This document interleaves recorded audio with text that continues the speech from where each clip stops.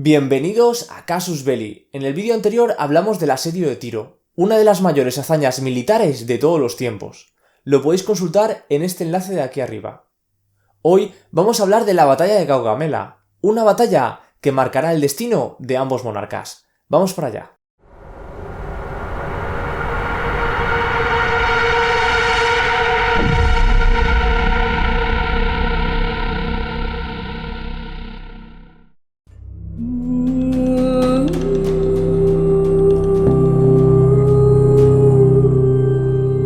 Año 332 a.C. Alejandro Magno conquista Tiro tras casi 8 meses de asedio. Después de haber asegurado la costa fenicia, Alejandro tenía dos posibles rutas a seguir. Por un lado, tenía vía libre para dirigirse hacia Mesopotamia en busca de una batalla con Darío que marcase definitivamente el destino de ambos monarcas. Por otro lado, Alejandro podía continuar la costa fenicia y dirigirse a Egipto. La tierra de los faraones no se caracterizaba por ser un enclave de importancia para la estrategia militar. Más bien, sus puntos fuertes residían en la economía, pues era una tierra fértil que generaba muchos recursos. De este modo, Alejandro optó por esta segunda opción, pues aparte de estar movido por motivos personales y religiosos, conquistar Egipto le reportaría enormes beneficios a su imperio. Después de la batalla de Isos y durante el asedio de Tiro, Darío envió varias cartas a Alejandro para ofrecerle un tratado de paz. Sin embargo, Alejandro lo rechazaba una y otra vez. Finalmente, Darío envió una embajada para ofrecerle dinero, parte del territorio persa y a su hija como esposa. Sin embargo, Alejandro lo rechazó, declarando que aquello que le ofrecía ya era suyo. Bordeando la costa, los macedonios llegaron a Gaza, la última ciudad antes de llegar al desierto que llevaba a Egipto. Segura tras sus muros, la ciudad se negó a rendirse, lo que llevó a Alejandro a preparar el asedio.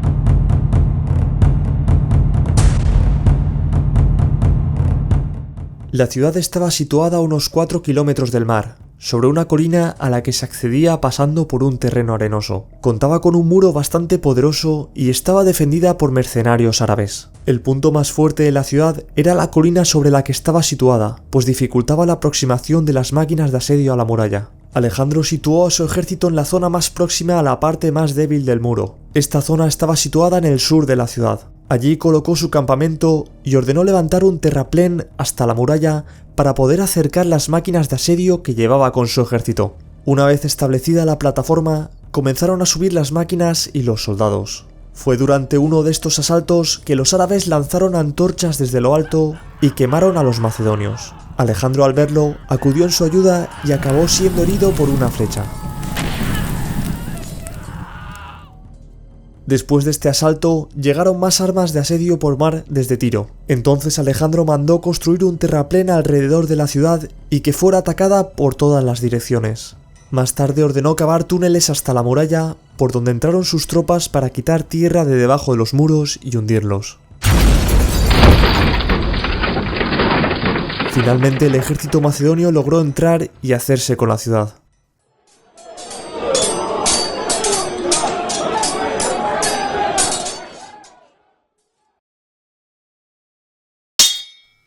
Tras un asedio de 2 meses, la zona fue asegurada. Una vez repoblada la ciudad, el ejército pudo volver a ponerse en marcha hacia Egipto, mientras era apoyado por la flota desde el mar.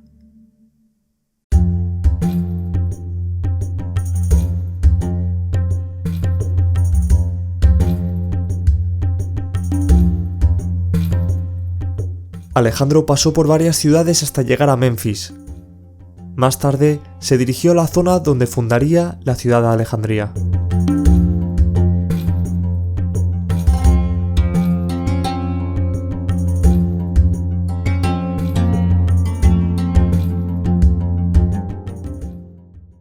Durante su estancia en Egipto, Alejandro manifestó un profundo respeto por las tradiciones, cultura y religión egipcia. Además, dotó de cierta autonomía a sus instituciones. De este modo, la mayoría de población que no era fiel al imperio persa recibió de buen grado a Alejandro y lo consideraban más un liberador que un invasor. Después de fundar Alejandría, Alejandro decidió dirigirse al templo de Amón, situado en el oasis de Sigua. El interés de esta visita se debía por un lado al prestigio que rodeaba al oráculo del templo, y por otro lado al deseo personal de Alejandro de imitar a Perseo y Heracles. Visitar este lugar originó la idea en Alejandro de ser descendiente del dios del oráculo que era identificado con Amón y Zeus. Una vez allí, el oráculo le fue favorable y Alejandro regresó satisfecho a Menfis.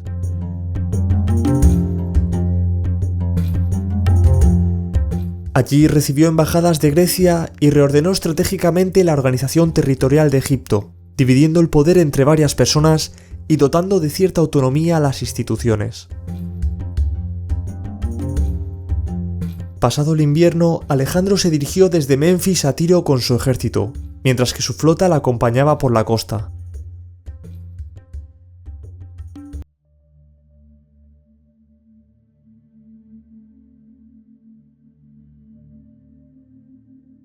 Allí realizó unos juegos y celebraciones junto con sacrificios y rituales, para después continuar con su viaje hacia Tápsaco, en el río Éufrates.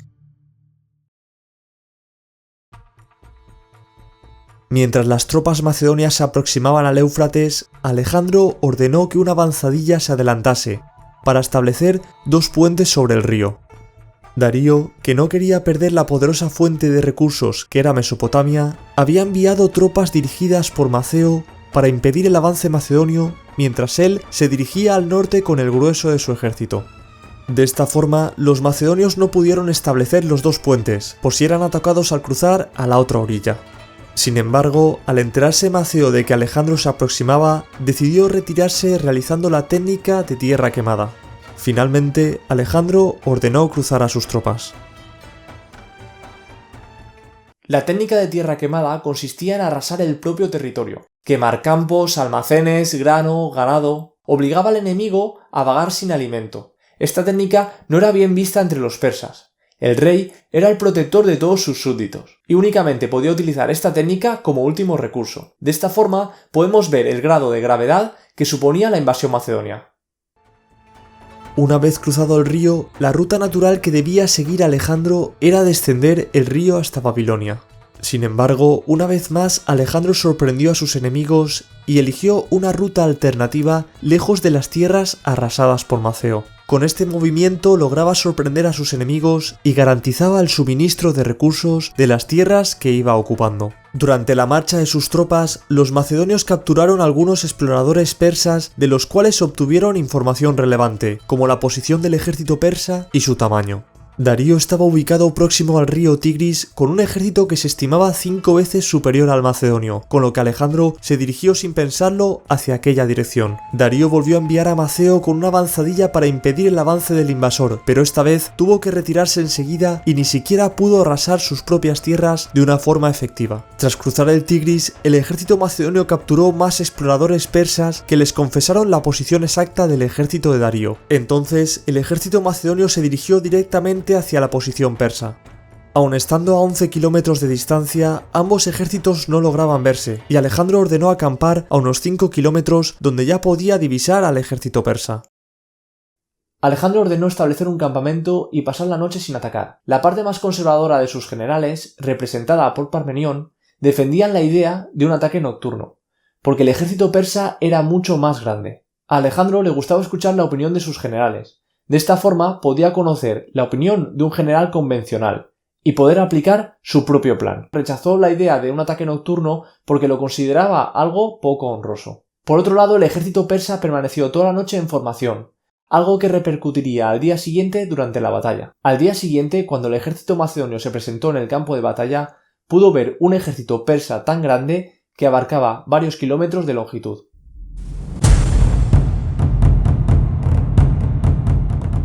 El ejército persa estaba compuesto por soldados de diversas naciones dentro del imperio, y eran reclutados por los sátrapas de cada una de las regiones.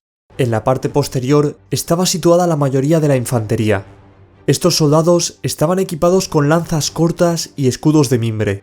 La carencia de un poderoso armamento la compensaban con un gran número de efectivos. En el centro estaba situado Darío III rodeado de 15 elefantes, mientras que los extremos del ejército persa estaban compuestos por caballería. Por último, en primera línea se situaban los inmortales, los mercenarios griegos y 200 carros escitas.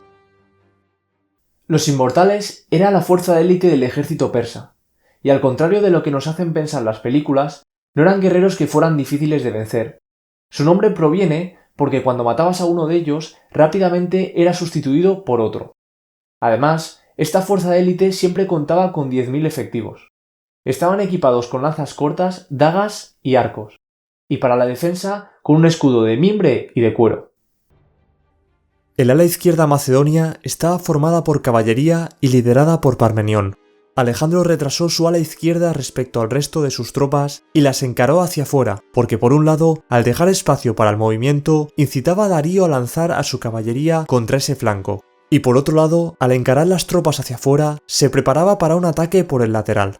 En el centro colocó a la falange y a su derecha los hipaspistas. Además formó una segunda línea con parte de la falange para defender aquellos puntos donde la primera línea flaqueara. En su ala derecha se colocó él mismo junto con la caballería, seguidos por detrás de los peltastas, que eran soldados de infantería ligera equipados con jabalinas, arcos cortos u hondas, que servían principalmente para hostigar al enemigo.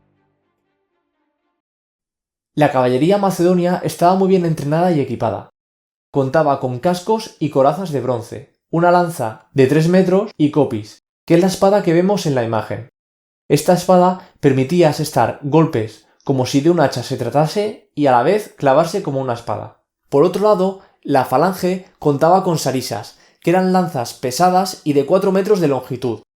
Para poder sujetar este arma, el falangita tenía un escudo pequeño, que iba atado al cuerpo con una correa y con otra correa al brazo, para poder tener las 2 manos libres y sujetar la sarisa.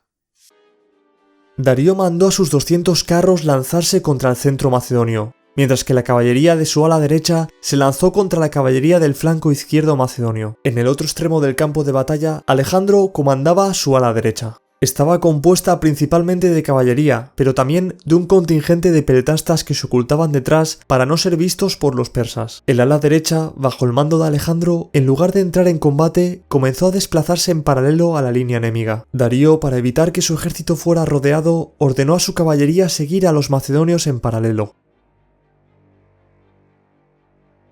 En el centro los carros escitas estaban a punto de alcanzar a la falange. Armados con guadañas, eran un arma temible en la época antigua que causaba estragos en el ejército enemigo. Sin embargo, para esta batalla, Alejandro ideó una estrategia para vencer a los carros conocida como ratonera.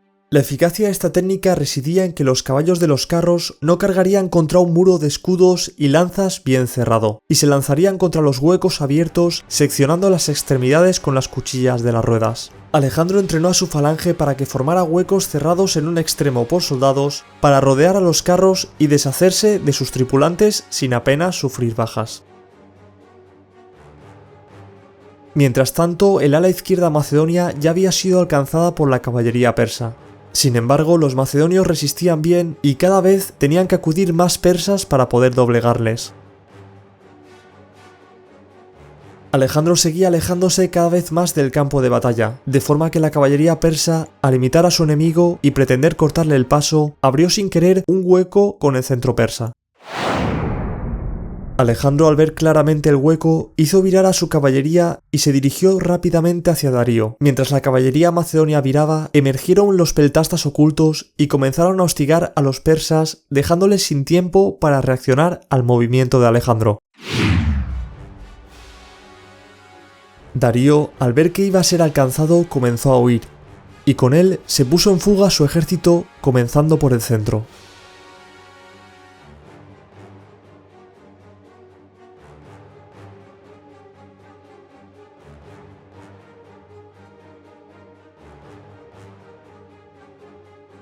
No sabemos si Darío huyó por cobardía o por tradición.